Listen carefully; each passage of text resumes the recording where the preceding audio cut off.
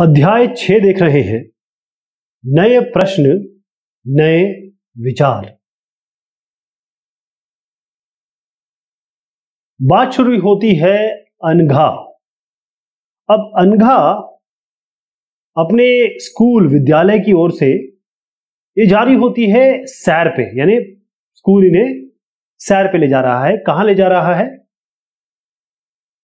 ये लोग ट्रेन पकड़ते हैं पुणे, महाराष्ट्र में जो है, वहां से बनारस, वाराणसी जो उत्तर प्रदेश में, उसकी ओर। और जब मां आती है स्टेशन पे छोड़ने, तो अध्यापिका से कहती है अनघा की मां कि बच्चों को बुद्ध के बारे में जरूर बताइएगा और उन्हें सारनाथ भी दिखाइएगा या दिखाने ले जाइएगा। तो कहां जा रहे हैं बच्चे? बुद्ध की बात के बारे में जानने और सारनाथ देखने, और भी जो जगह वहां वो जाएंगे। तो बात होती है बुद्ध की। देखिए, सबसे इंपॉर्टेंट चीज समझने की है कि बुद्ध मतलब ये शब्द कहां से आया है। जिनके बारे में हम बात करने वाले हैं उनका नाम बुद्ध नहीं था। बुद्ध बुद्धि से आया है। बुद्ध जैसे हम कहते हैं या बड़े बुद्धिमान हो आप, बुद्धि इज ब्रेन, बुद्धि मतलब समझदारी। तो ये बुद्ध वहां से आया है। कैसे ये बुद्ध बने देखिएगा। शुरुआत ये हुई कि यहां जो आप साहब देख रहे हैं, ये बौद्ध धर्म के संस्थापक हैं। बौद्ध धर्म, इसके संस्थापक यानी जिन्होंने इसकी शुरुआत की है, सिद्धार्थ, इनका नाम सिद्धार्थ था, जिन्हें गौतम के नाम से भी जाना जाता है। इसीलिए इन्हें गौतम बुद्ध कहा जाता है। कब जन्म हुआ था इनका? 2500 साल पहले। कब हुआ था? 2500 ईयर्स अगो। उस जमाने में बहुत सारे परिवर्तन हो रहे थे और कुछ, जैसे हमने कहा, बताया भी पहले डिस्कशन में, महाजनपद, जन के बाद जनपद बने, जनपद के बाद महाजनपद बने। उनमें से बहुत सारे ऐसे कुछ राजा थे जो बहुत शक्तिशाली हो गए। बहुत सारे नगर भी आने लगे, नगर सिटीज बनने लगे, यानी परिवर्तन का दौर था ये। इसमें बहुत सारे ऐसे विचारक थे जो सोचते थे। जैसे कोई काम कर रहा है तो वो काम करता रहता था, लेकिन जो विचारक है वो नई चीजें लेके आते हैं। यानी जो साइंटिस्ट होते हैं, जो विचारक होते हैं, बुद्धिमान हो लोग होते हैं, थिंकर लोग होते हैं, किसी चीज पे विचार करते हैं, वो इन जो भी परिवर्तन हो रहे थे उनको समझने का वो प्रयास कर रहे थे। वो ये जानना चाह रहे थे कि ये जिंदगी है जिसमें हम आए हैं, इसका मतलब क्या है, इसका सच्चा अर्थ क्या होता है। बहुत सारे लोग ऐसे थे जो इसको जानने में अपना समय बिता रहे थे। गौतम बुद्ध, जिनको हम गौतम बुद्ध के नाम से जानेंगे आगे, ये क्षत्रिय थे, क्षत्रिय और शाक्य, शाक नामक एक छोटे से गण से संबंधित थे। मैंने आपको बताया था पहले कि महावीर और बुद्ध गण और संघ से ही संबंधित हैं। तो ये क्षत्रिय थे, यानी अगर वर्ण व्यवस्था में देखें तो सेकंड नंबर पे आते थे उस जमाने में। एक शाक्य नाम का एक गण था, उससे संबंधित थे। अब जब ये यंग थे, युवावस्था में ही, इन्होंने कहा कि मुझे ज्ञान चाहिए, आई वॉन्ट नॉलेज। इसके लिए इन्होंने घर छोड़ दिया, त्याग दिया, और फिर ये निकल गए। अब जाने मैंने आपको बताया कि बहुत सारे विचारक थे, तो कई जगह ये भ्रमण करते रहे, यहां से वहां, वहां से यहां घूमते रहे। कई विचारकों से इन्होंने बात की। फिर उन्होंने कहा कि ऐसा करते हैं कि मुझे ज्ञान तो नहीं मिल पा रहा है, अब मैं इस ज्ञान की खोज खुद ही करता हूं, स्वयं करता हूं। तो उन्होंने ये एक चित्रण मैंने दिखाने की कोशिश की है। ये बोध गया की बात मैं कर रहा हूं। बोध गया बिहार में है। अभी मैं आपको सब दिखाऊंगा कौन कौन सी चीज कहां है। ये बोध गया बिहार में है, यहां की मैं बात कर रहा हूं। वहां पर एक पीपल के पेड़ के नीचे ये बैठे, कई दिनों तक इन्होंने तपस्या की, घनघोर तपस्या की। उसके बाद ये जो पीछे आप लाइट देखते हैं ना हमेशा किसी भी बड़े आदमी के, इसका लाइट का मतलब होता है कि ये इन्होंने ज्ञान प्राप्त कर लिया है, इनका एनलाइटनमेंट हो गया है। इसके बाद क्योंकि ये बुद्धिमान हो गए, या ये कहें लोग इनको समझदार और भगवान के तौर पे पूजने लगे, तब से गौतम बुद्ध हो गए। ये जो सिद्धार्थ थे वो अब गौतम बुद्ध हो गए। अब इसके बाद ये यहां से, मतलब अभी बोध गया की बात कर रहा था, वहां से ये वाराणसी, बनारस, वाराणसी के निकट एक जगह है जिसे कहते हैं सारनाथ। आपको याद है अनघा की मम्मी ने क्या कहा था? उन्होंने कहा था सारनाथ दिखाइएगा इन्हें। तो ये सारनाथ गए, वहां पर इन्होंने अपने जो भी ज्ञान की प्राप्ति हुई उसका उपदेश दिया। जो भी आपको पता रहता है वो आप लोगों को बताते हैं। इसी तरीके से गौतम बुद्ध साहब ने भी अपने उपदेश दिए। उसके बाद इनकी जो मृत्यु हुई है वो हुई है कुशीनारा में। अच्छा, कुशीनारा और कुशीनगर एक ही है, ध्यान रहिएगा। कुशीनारा में इनकी मृत्यु हो गई। अब मैं आपको वो सारी चीजें दिखाने वाला हूं जिसकी हमने बात की। ये है बोध गया। बोध गया में क्या हुआ था? बोध गया में इनको एनलाइटनमेंट मिला था। यहां पर बोध गया में यहां पर इनको ज्ञान की प्राप्ति हुई थी। उसके बाद वो गए सारनाथ, ठीक, वो निकले बनारस के, बनारस ये है साथ बगल में ही सारनाथ है, और फिर जाके कुशीनगर में इन्होंने अंतिम सांस ली। ये सारी जगह याद रखिएगा। यहां पर आप बुद्ध के चित्रण देख रहे हैं, ये सारी मोनेस्टरी हैं, बड़ी बड़ी मोनेस्टरीज हैं यहां पे, इसलिए इनको दर्शाया गया है। अब इनकी शिक्षा के बारे में बात करते हैं। देखिए, सारे जितने भी भगवान है ना, चाहे हिंदू हो, मुस्लिम हो, सिख हो, ईसाई हो, किसी भी भगवान का नाम ले लीजिए, मतलब भगवान तो ये नहीं है, ये तो धर्म है, लेकिन जिन जिन जो जो इनके भगवान रहे उन सब की शिक्षा एक ही थी। ये देखिए, बौद्ध धर्म या बुद्ध धर्म ये कहता है कि हमारा जीवन, एक मनुष्य का जीवन कष्टों से, दुखों से भरा हुआ है, लबालब। अब ये दुख क्यों है? क्योंकि हम बहुत कुछ चाहते हैं और हमारी आशा कभी नहीं पूरी होती। देखिए, एक जो गरीब आदमी पैदल चल रहा है उसको चाहिए क्या? गाड़ी, साइकिल।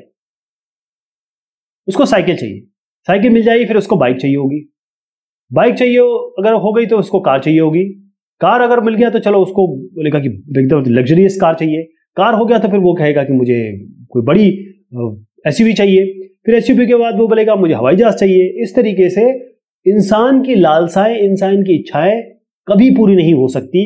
आदमी हमेशा ज्यादा की मांग करने लगता है। अब देखिए, विश्व के 5 बड़े लोगों में आज की बात बता रहा हूं।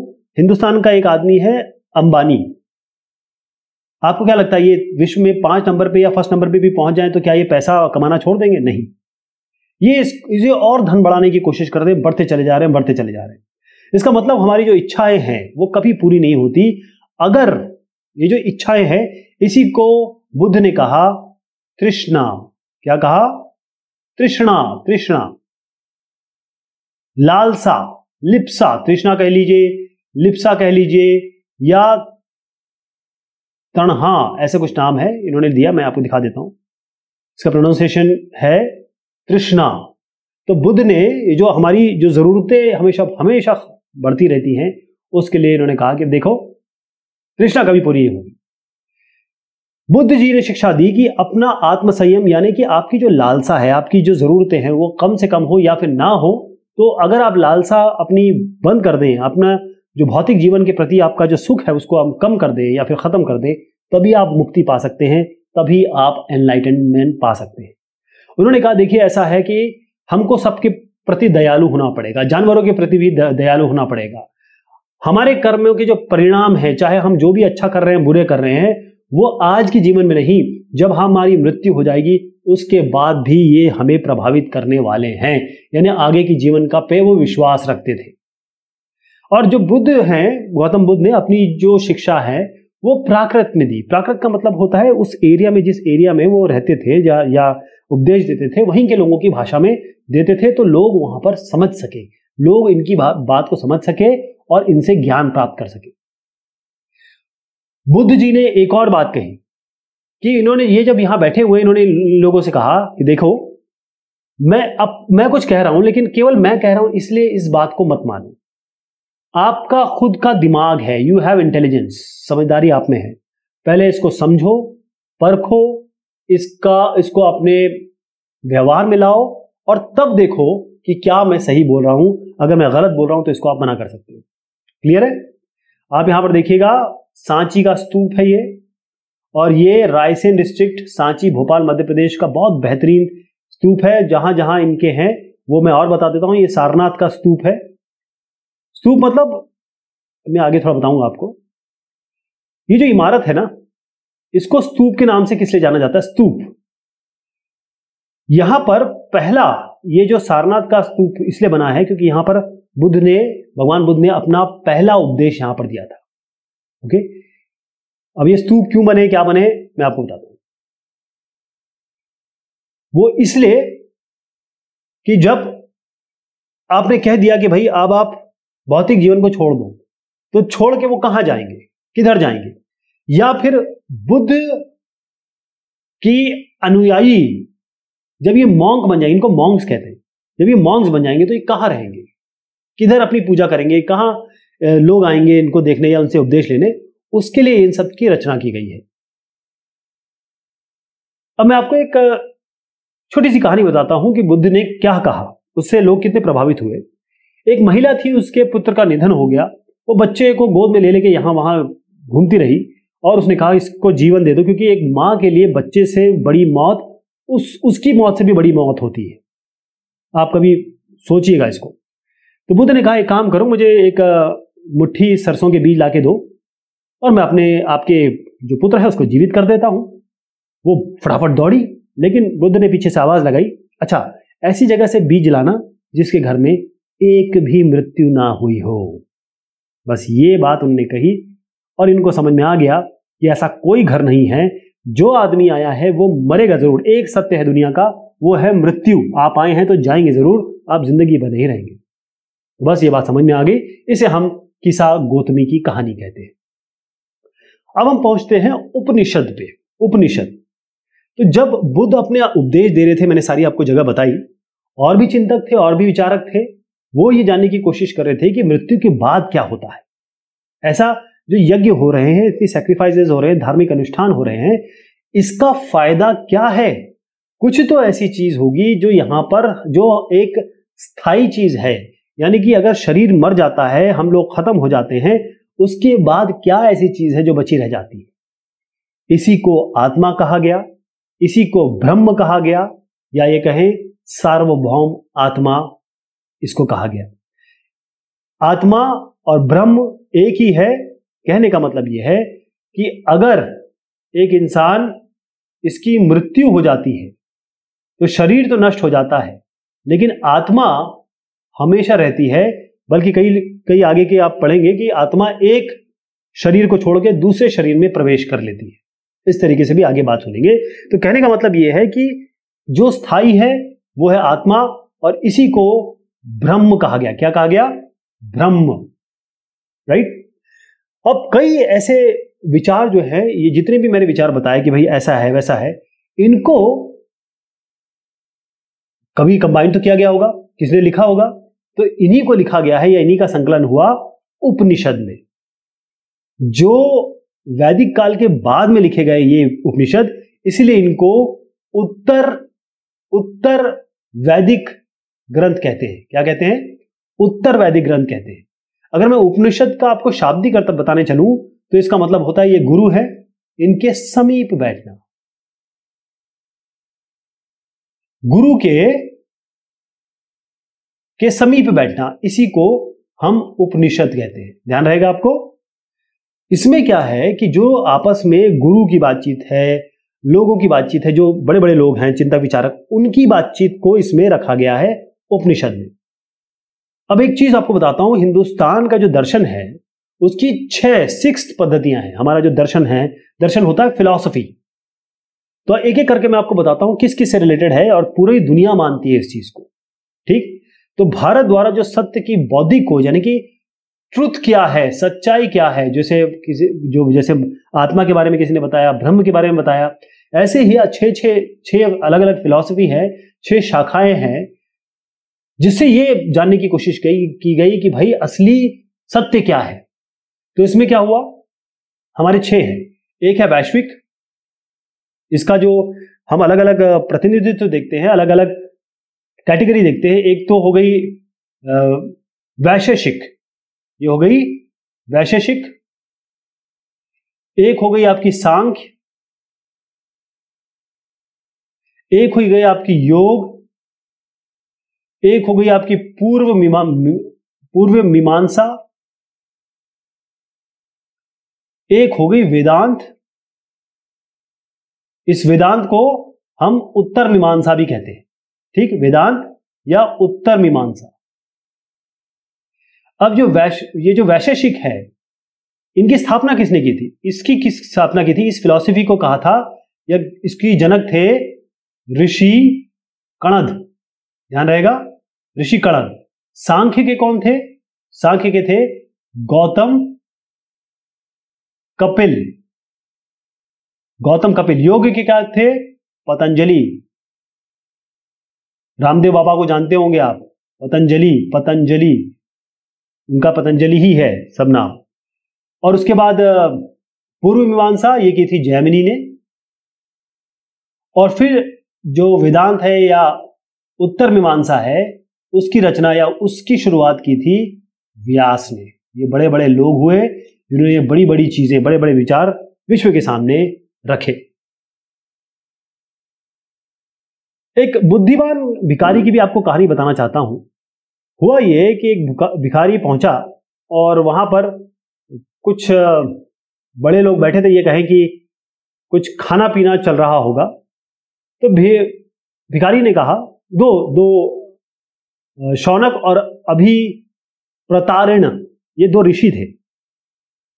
तो ये जब कुछ काम कर रहे थे, उपासना कर रहे थे, तो एक भिखारी पहुंचा, उसने कहा मुझे खाना दे दीजिए। तो इन दोनों ने कहा, शौनक और अभी प्रतारिण ने कि नहीं, हम नहीं खाना दे सकते आपको। तो इस भिखारी ने कहा, आप किसकी पूजा कर रहे हैं? उन्होंने कहा कि सार्वभौम आत्मा की हम उपासना कर रहे हैं। तो उन्होंने कहा, अच्छा, इसका मतलब सार्वभौम आत्मा मतलब, सार्वभौम मतलब होता है हर जगह, एवरीवेयर। आत्मा का मतलब होता है, जैसे मैंने आपको बताया कि इंसान के शरीर में आत्मा होती है जो मृत्यु के बाद निकल जाती है, तो इसकी पूजा कर रहे हैं। तो आपने कहा ये सार्वभौम है, इसका मतलब ये हर जगह है, इसका मतलब ये मेरे अंदर भी है, इसका मतलब मैं भी सार्वभौम आत्मा हूं, मेरा भी आप उपासना कर रहे हैं, इसका मतलब आप अगर मेरी उपासना करते हैं तो मुझे खाना देना चाहिए। बस ये सुनना था कि शौनक और अभी प्रतारिण ने इन्हें भोजन दे दिया। छोटी सी कहानी है लेकिन अर्थ ज्यादा है। अब इसमें जो डिस्कशन चल रहे थे, मैंने आपको बताया कि थिंकर्स थे और बड़े बड़े लोग थे जो इसमें डिस्कशन करते थे। उसमें ब्राह्मण और राजा होते थे, लेकिन इसमें महिला भी है। कुछ महिला का भी नाम है गार्गी। ये स्त्री विचारक भी है। देखिएगा आप, गार्गी वाचकनवी, ये गार्गी थी और इनके बारे में बताया गया है कि इतनी जबरदस्त वाद विवाद करती थी, ये इतनी बढ़िया इनके विचार थे कि पूछे मत। अच्छा, जो गरीब व्यक्ति थे, गरीब लोग थे, वो तो वाद विवाद में कहां ही आ पाएंगे, लेकिन इसका अपवाद है, ऐसा नहीं है। सत्यकाम जाबाल नाम के एक साहब हुए, ये देखिएगा आप, ये सत्यकाम जिनका नाम ले रहा हूं, ये सत्यकाम जाबाल साहब हुए। यहां पर एक अज्ञात कुल के सत्यकाम जाबाल, इनका कोई कुल नहीं था क्योंकि ये गरीब थे, या ये कहें कि किसी और कैटेगरी से आते थे। इनको महर्षि गौतम ने अपने सानिध्य में रखा, मतलब अपना शिक्षक बनाया, ये शिक्षक बने और इनको अपना विद्यार्थी बनाया और इन्होंने इनको ब्राह्मणत्व दिया, यानी कि ब्राह्मण जैसी इनको शिक्षा दी। तो इनका नाम भी, ये भी आगे बहुत जबरदस्त इनका नाम है। गौतम नामक एक ब्राह्मण ने उन्हें विद्यार्थी के रूप में स्वीकार किया और फिर बहुत बड़े ये विचारक बने। कौन से साहब? सत्यकाम जाबाल। इनका नाम जो है, उनकी माँ दासी थी बेचारी, उनके नाम पर पड़ा है। ध्यान रहेगा ना आपको? ओके। उपनिषदों के कई विचार जो है, उसके बाद एक बहुत बड़ा नाम हुआ जिसके आगे हम बहुत बड़ी चर्चा करने वाले हैं। विचारक शंकराचार्य, आदि शंकराचार्य के नाम से फेमस हैं। तो इसके जो उपनिषद के आगे के विचार है, इनको बहुत बढ़ाया शंकराचार्य जी ने। इसके बारे में भी हम चर्चा करेंगे। अब एक नाम जरूर लेना चाहता हूं, पाणिनि। इनका नाम आप बिल्कुल दिमाग में बिठा लीजिए। इन्होंने किया क्या था? जो संस्कृत की ग्रामर है वो इन्होंने बनाई, बस ये ध्यान रख लीजिएगा। संस्कृत की ग्रामर इन्होंने बनाई है पाणिनि जी ने। अब हम आते हैं जैन धर्म पे। महावीर भगवान को आप देख रहे हैं। अब जिस युग की हम बात कर रहे हैं, बौद्ध की हमने बात की, तो 2500 साल पहले, वर्ष पूर्व, जैन धर्म के 24वें और अंतिम तीर्थकार वर्धमान महावीर ने, इन्होंने अपने विचारों का प्रचार और प्रसार किया। अब ये कहां के थे? ये किससे ताल्लुक रखते थे? ये वज्जी संघ के लिच्छवी लिच्छवी कुल के क्या थे ये क्षत्रिय राजकुमार थे। महावीर जी क्षत्रिय राजकुमार थे, वज्जी संघ से संबंधित थे और लिच्छवी कुल के राजकुमार थे। लेकिन 30 साल के जब ये हुए, 30 साल के, इन्होंने अपना घर छोड़ दिया और फिर उसके बाद 12 साल तक इन्होंने एकाकी और बहुत कठिन जीवन दिया। एकाकी मतलब होता है कि अकेला, बगैर औरत के, अकेला।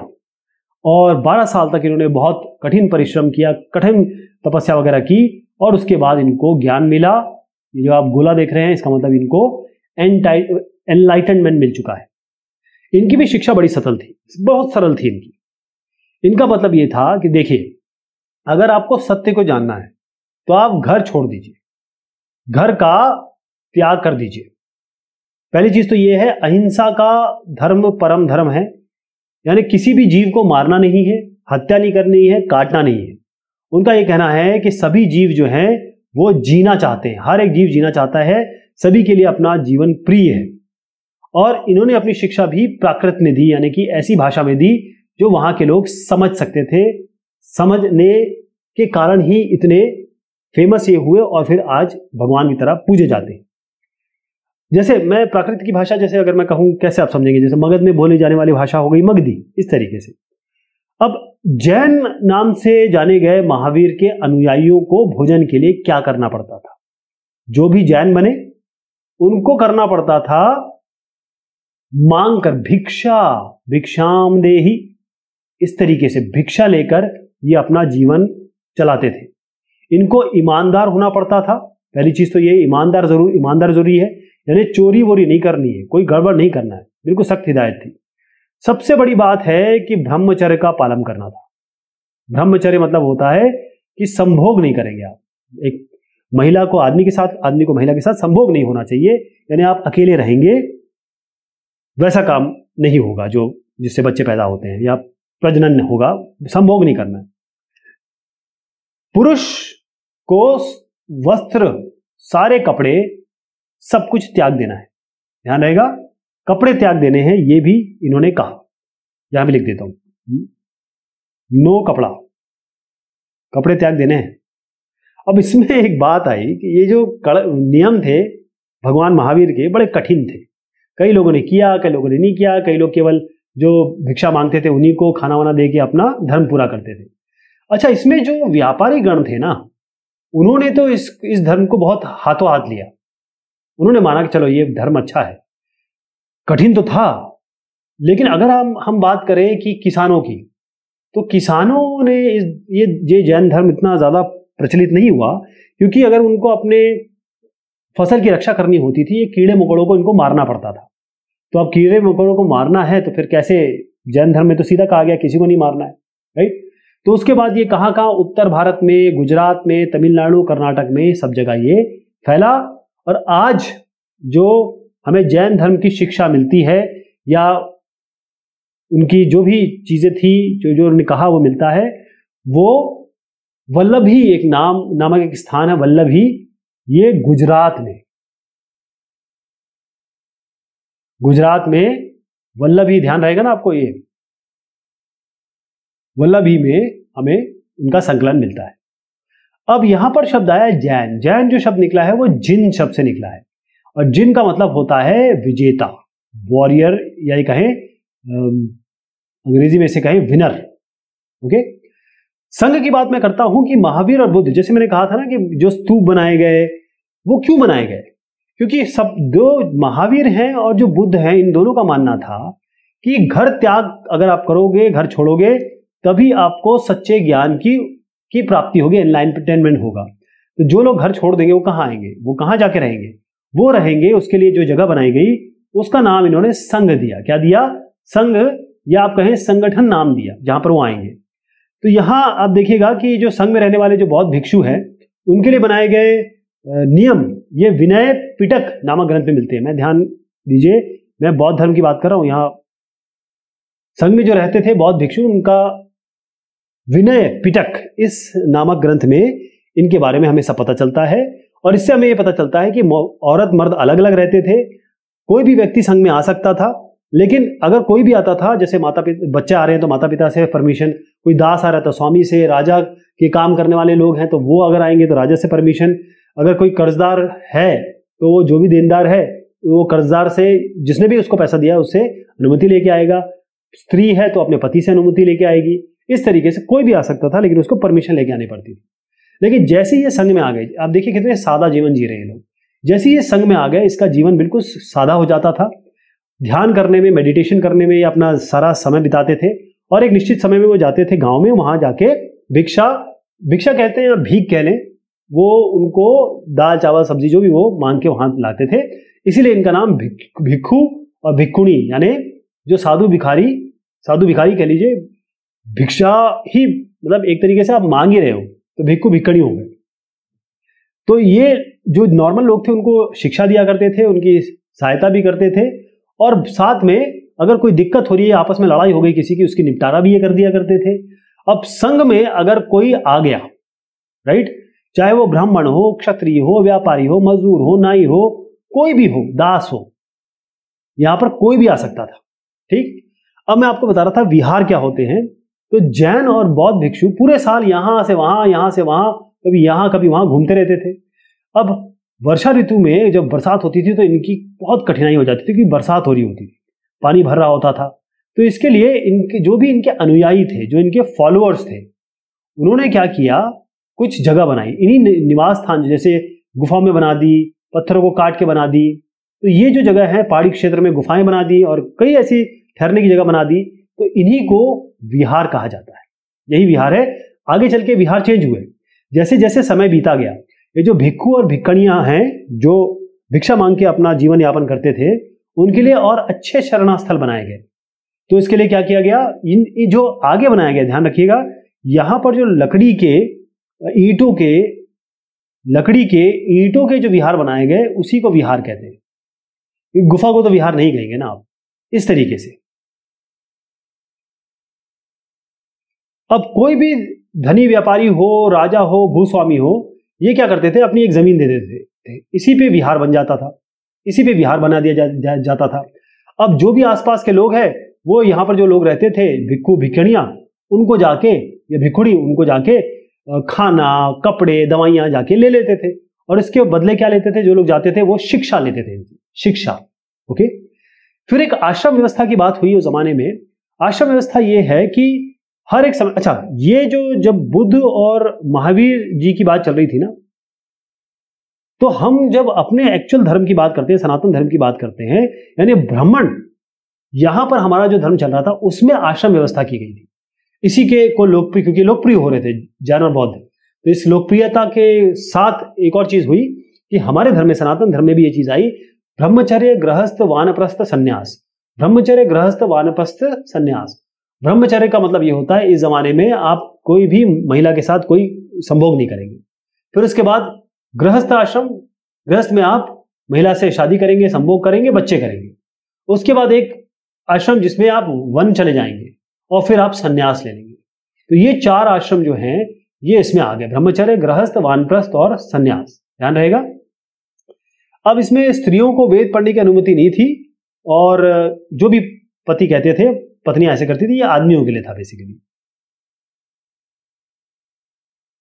और जगह क्या हो रहा था, अब ईरान, मैंने आपको ईरान शायद एटलस में भी दिखाया था शुरुआत में। तो ईरान जो है, यहां पर ये इंडिया है, फिर यहां पर आता है पाकिस्तान, और यहां पर आता है ईरान। ठीक, ऐसे ये मान लीजिए कश्मीर है, इस तरीके से आप मान लीजिए। तो जब हम ज़रथुस्त्र की बात करते हैं, तो ज़रथुस्त्र ये जो थे, ये एक पैगंबर थे, मैसेंजर ऑफ गॉड, भगवान के पैगंबर थे। अब उनकी जो शिक्षाएं हैं उनका संकलन कहां किया गया है, जैन अवेस्ता में। कहां किया गया है, जैन अवेस्ता। इसमें रीति रिवाज क्या होते हैं, वेद रीति रिवाज को, बहुत सारी चीजें हमारे रीति रिवाजों से या भाषा से मिलती जुलती थी। तो ज़रथुस्त्र में मूल शिक्षा ये दी गई है कि अच्छे विचार हो, सदविचार, अच्छी बोले, सदवचन बोले, और अच्छा काम करे, सद कार्य करे। अच्छे विचार, अच्छा बोल और अच्छे काम। तो 1000 से अधिक वर्षों तक ये जो ज़रथुस्त्रवाद है, ये ईरान का एक बहुत प्रमुख धर्म रहा, और फिर कई ऐसे लोग जो ज़रथुस्त्रवादी थे वो गुजरात और महाराष्ट्र में आ गए, और यही जो लोग हैं ये पारसी हैं। ठीक है, जो हमारे यहाँ पारसी है ना, उन्हीं के पूर्वज ये लोग थे जो ईरान से आए। इसलिए आप देखेंगे कि जो आपको पारसी लोग दिखते हैं या फिर जो बोहरा समाज के लोग दिखते हैं, वो आपको ईरानियन उनका फेस कट दिखेगा, और वो ये सब चीजें फॉलो करते हैं।